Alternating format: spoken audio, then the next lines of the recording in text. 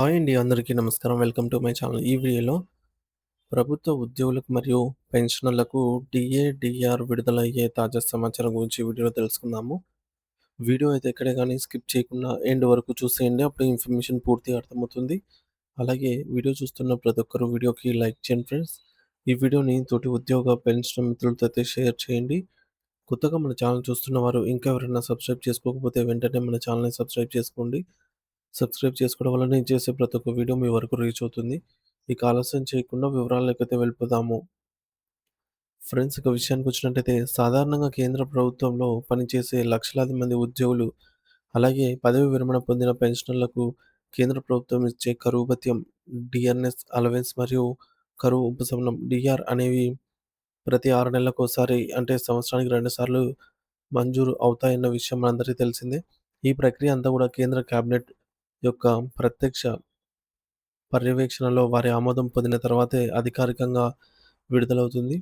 అయితే కేంద్ర ప్రభుత్వ రంగ సంస్థలలో పనిచేసే ఉద్యోగుల విషయానికి వస్తే వారికి ఇచ్చేటటువంటి ఐడీఏ ఇండస్ట్రియల్ డియర్నెస్ అలవెన్స్ మంజూరు చేసే విధానం కొంత భిన్నంగా ఉంటుంది.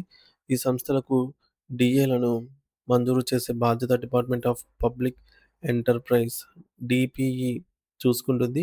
ఈ డిపిఈ వారు ఉత్తర్వులు జారీ చేసిన వెంటనే ఆయా మంత్రిత్వ శాఖలు తమ పరిధిలో ఉన్న ప్రభుత్వ రంగ సంస్థలకు ఆ ఉత్తర్వులను ఎండార్స్ అంటే ధృవీకరణ చేయాల్సి ఉంటుంది. అలాగే అలా ఆయా శాఖల నుండి క్లియరెన్స్ వచ్చిన తర్వాతే ఆయా సంస్థలు తమ ఉద్యోగులకు పెరిగిన డీఏనైతే చెల్లిస్తాయి. కేంద్ర ప్రభుత్వ ఉద్యోగులకు 6 నెలలకు ఓసారి డీఏ పెరిగితే, ప్రభుత్వ రంగ సంస్థల పీఎస్యూ ఉద్యోగులకు మాత్రం ప్రతి 3 నెలలకు ఓసారి అంటే సంవత్సరానికి 4 సార్లు డీఏ అనేది మంజూరవుతుంది. మరి ఈ ప్రక్రియ కేంద్ర మంత్రిత్వంతో నేరుగా సంబంధం ఉండదు. కేవలం డీపీఈ జారీ చేసే ఉత్తర్వుల ఆధారంగానే ఇది జరుగుతుంది. సో, గత 40 ఏళ్లుగా కేంద్ర ప్రభుత్వ రంగ సంస్థ అయినటువంటి బీఎస్ఎన్ఎల్‌లో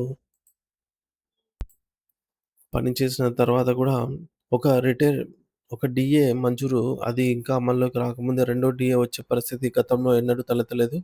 కానీ ఇప్పుడు మొట్టమొదటిసారిగా ఆహ్, అటువంటి వింతైనటువంటి ఆందోళనకరణ పరిస్థితి అయితే మనం చూస్తూ ఉన్నాము. ఒక డీఏ బకాయి ఉండగానే మరొక డీఏ సమయం వచ్చేయడం అనేది పరిపాలనాపరమైనటువంటి వైఫల్యంగా కల్పిస్తుంది. మరి ఈ జాప్యానికి ప్రధాన కారణం ఏమిటంటే, గతంలో డిపార్ట్మెంట్ ఆఫ్ పబ్లిక్ ఎంటర్ప్రైజ్ అనేది డిపార్ట్మెంట్ ఆఫ్ హెవీ ఇండస్ట్రియల్స్ పరిధిలో ఉండేది. కానీ ఇటీవల కాలంలో ప్రభుత్వం చేసిన మార్పుల వల్ల ఇది ఇప్పుడు ఆర్థిక శాఖ పరిధిలోకైతే వచ్చింది. ఆర్థిక శాఖ పరిధిలోకి వెళ్ళినప్పటి నుండి ఈ డీఏ మంజూరు ప్రక్రియలో అనేక అదృశ్య మార్పులు చోటు చేసుకుంటున్నాయి. గతంలో హెవీ ఇండస్ట్రియల్స్ కింద ఉన్నప్పుడు నెల చివరి పని దినాన లేదా ఆ మరుసటి రోజే ఉత్తర్వులు వెలువడేవి. కేవలం 2, 3 రోజుల్లోనే మంత్రిత్వ శాఖల ఎండార్స్‌మెంట్ పూర్తయ్యి ఉద్యోగుల చేతికి డబ్బులందేవి. కానీ ఇప్పుడు ఆర్థిక శాఖలో ఫైళ్లు కదలటం లేదు. దీనిపై అధికారులను ప్రశ్నిస్తే మేము సంతకాలు పెట్టడానికి వ్యక్తిగతంగా వెళ్ళాము. ఎలాగూ పాత తేదీ నుండే ఇస్తాం కదా! మరి ఎందుకు అంత కంగారు అంటూ చాలా నిర్లక్ష్యంగా అయితే సమాధానం ఇస్తూ ఉన్నారు. మరి ప్రస్తుతం ఉద్యోగులలో ఒక పెద్ద చర్చ జరుగుతుంది. అదేంటంటే ONGC, coal India, oil India మరియు బీపీసీఎల్ వంటి పెద్ద సంస్థలకు డీఏ ఎండార్స్ అయిందని, కానీ మన బీఎస్ఎన్ఎల్ వంటి సంస్థలకు ఎందుకు కాలేదని చాలామంది ఆందోళన వ్యక్తం చేస్తూ ఉన్నారు.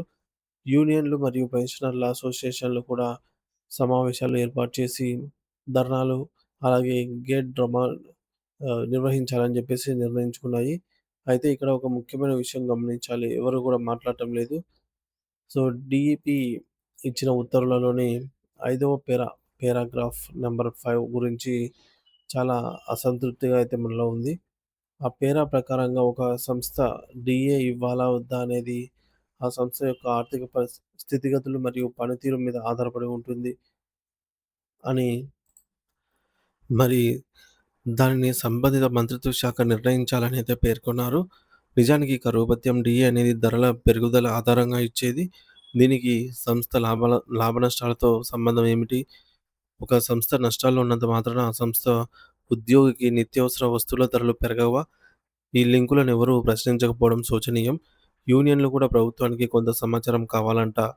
అందుకే ఆ పేరా పెట్టారు. కంగారు పడకండి అని సర్ది చెప్తూ ఉన్నారు. ఒకవేళ ప్రభుత్వానికి ఈ సమాచారం కావాలంటే నేరుగా ఉత్తర్వులు రాసుకోవచ్చు. లేదా సంబంధిత ఎండీ మీద గూడా చర్యలు తీసుకోవచ్చు. అంతేగాని ఉద్యోగులకు సంబంధించి డీఏని ఆపడం లేదా నిబంధనలు మార్చడం ఏమాత్రం సమంజసం కాదు. మరి ఈ మేరకు చాలా మందిలో ఉన్న మరొక తప్పుడు అభిప్రాయం ఏమిటంటే, ప్రభుత్వ రంగ సంస్థలన్నీ కూడా నష్టాల్లో ఉన్నాయి కాబట్టి కేంద్రం ఇలా చేస్తోందని అంటున్నారు. ఇది అబద్ధమండి. ఇది అవాస్తవము. దేశంలో మొత్తం 430 పైచిలుకు కేంద్ర ప్రభుత్వ రంగ సంస్థలు ఉంటే, అందులో కేవలం 54-60 సంస్థలు మాత్రమే మూసివేత దశలోనో లేదా తీవ్ర నష్టాల్లోనో ఉన్నాయి. డీపీఈ విడుదల చేసిన సర్వే ప్రకారంగా ప్రస్తుతం పనిచేస్తున్న 257 సంస్థల్లో 171 సంస్థలు భారీ నష్టాల్లో నడుస్తూ ఉన్నాయి. మిగిలిన కొన్ని సంస్థలు ఒక ఏడాది లాభం, ఒక ఏడాది నష్టం అన్నట్టుగా ఉన్నాయి.